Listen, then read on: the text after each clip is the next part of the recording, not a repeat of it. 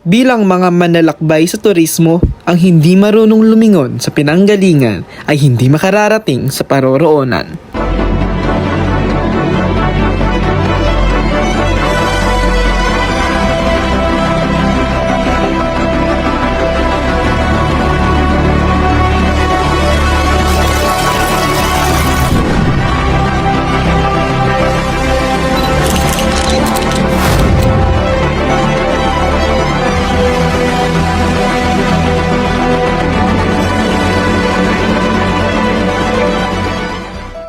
Ang tanong, dapat nga bang pag-aralan ang buhay ni Rizal sa mga paaralan?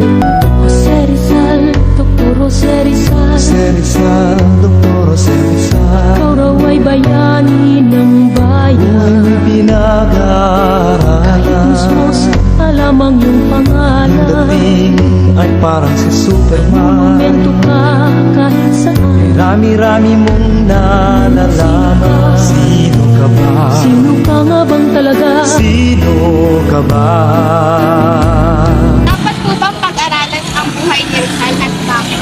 Siyempre, para may pasa sa mga susunod na kabataan yung mga ituro ni Rizal. Ang bayani ng ating bansa. Siya yung nagsilbing role model ng mga kabataan at syempre yung heroic na ginawa niya syempre sa natin sa bansa natin is hindi matutumbasan ng kahit anong kabayanihan. Kasi para malaman natin yung kasaysayan, ang kahalagahan, and ma-share din natin ito sa future generation. Opak Rizal. Oras ng pagkabata ni Rizal sa Calamba. Pagmulat sa katotohanan sa tulong ni Pasiano sa Los Baños. Alaala sa Fort Santiago bago hatulan ng kamatayan. Mabuhay! Welcome to Rizal Shrine. Sa bayan ng Calamba, Laguna, patatagpuan ang pook na may malalim na bahagi sa kasaysayan ng Pilipinas, ang tahanan ni Dr. Jose Rizal, ang ating pambansang bayani. Ang bahay na ito ay simbolo ng kabataan ni Rizal at ng kanyang pagmamahal sa kanyang pamilya at bansa. Sa loob nito, makikita ang iba't ibang gamit na nagpapakita sa simpleng pamumuhay ng pamilya Rizal at mga inspirasyon ni Rizal sa kanyang mga akda. Ang bawat sulok ng bahay ay puno ng mga kwento at alaala na nagsisilbing pundasyon sa mga adikain niya para sa kalayaan. Narito ang replika ng bahay ni Rizal, kung saan ito ay tinuturo ang puso ng Calamba. Ang pagbisita sa bahay ni Rizal ay isang paglalakbay sa nakaraan. Isang paalala sa atin ng kahalagahan ng pagmamahal sa bayan at sa mga sakripisyo na ginawa ng mga bayani para sa kalayaan. Mabuhay! Welcome to Pasiano Rizal Shrine. Alam niyo ba na ang orihinal na itsura ng bahay ni Pasiano Rizal ay gawa sa kawain at sawali? Itong bagong itsura ng kanyang bahay ay ginawa noong 1927 pagkatapos ng bagyo na nakasira sa orihinal nitong bahay.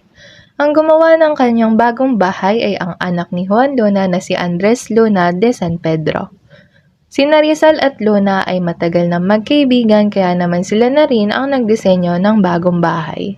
Si Pasiano ay tumulong kay Jose Rizal na mulatin ang kanyang nakababatang kapatid mula sa mga pang-aabuso at kawalan ng hustisya ng mga Kastila tungo sa mga Pilipino. Bukod roon, si Pasiano ay nagpapadala ng pera at liham sa Espanya upang ibalita ang mga kaganapan sa lupang Pilipinas. Simula noong 1927, ang bahay ni Pasiano ay dumaan na sa ilang pagkukumpuni, ngunit hindi pa rin ito nalalayo sa dating itong hitsura. Mabuhay! Oo, buhay na buhay ang mga alaala ni Rizal sa Fort Santiago. Sa huling mga araw ng kanyang paglilitis, si Dr. Jose Rizal ay nanindigan sa kanyang mga paniniwala at prinsipyo. Alam mo ba na sa kabila ng banta ng kanyang buhay, hindi niya sinantabi ang kanyang pagmamahal sa bansa. Hanggang sa huli, si Rizal ay naging bantog bilang simbolo ng pag-asa at paglaban sa mga dayuhan.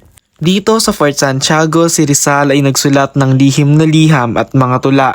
Isa na rito ang Mi Ultimo Adios. Habang hawak ang pluma, muli niyang binuhos ang kanyang damdamin para sa mahal niyang Pilipinas. Sa bawat titik at salita, ramdam ang kanyang malalim na pag-ibig sa bansa at pag-asa para sa mas maliwanag na kinabukasan ng mga Pilipino. Sa aming mga Kalambenyo, buhay! Buhay ang ating bayani! Tulad nga na ginugunita tuwing kaarawan ng ating pambansang bayani, tuwing ika-Hunyo 19, ang Buhayani Festival ay isang pagdiriwang ng buhay at kabayanihan ng ating mga bayaning Pilipino. Sa bawat sayaw, awit at sining na pinamalas natin, muling binubuhay ang diwa ng tunay na pagiging bayani sa Buhayani Festival. Yung inspiration ko siya, syempre, ngayon na para, alam mo yun, piliin yung tama, piliin nila, lalo na in politics, you know, choose right, choose speak. Yun lang. Ikinagagalak namin na napuntahan namin ang ilang mga lugar na pinuntahan ng ating pambansang bayani. Habang kami naglalakbay, mas lalo kaming nahangaan at mas lalo naming naramdaman ang kahalagahan ng kanyang ambag at sakripisyo para sa ating bansa. Mas natuto kami dahil sa dami naming detalye na nakuha tungkol sa kanyang kabataan, pamilya at mga inspirasyon sa kanyang mga akda. Mabibigyan ko ng karangalan si Rizal sa pagiging isa sa pambansang bayani natin sa pagbibisita sa mga historical sites at pagbabasa ng ilan sa mga ginawa niyang panitikan. Mas nagkaroon din ako ng motibasyon para magkaroon ng mas malalim na pag-iisip para baguhin ang aking sarili mula sa mga paniniwala na aking babaunin sa susunod na henerasyon.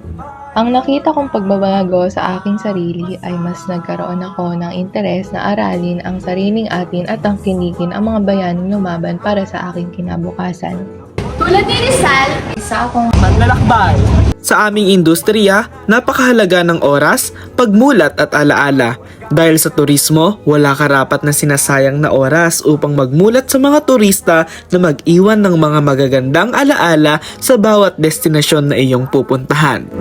Itinawid ka sa aking kasaysayan, sa pahina ng ating alaala.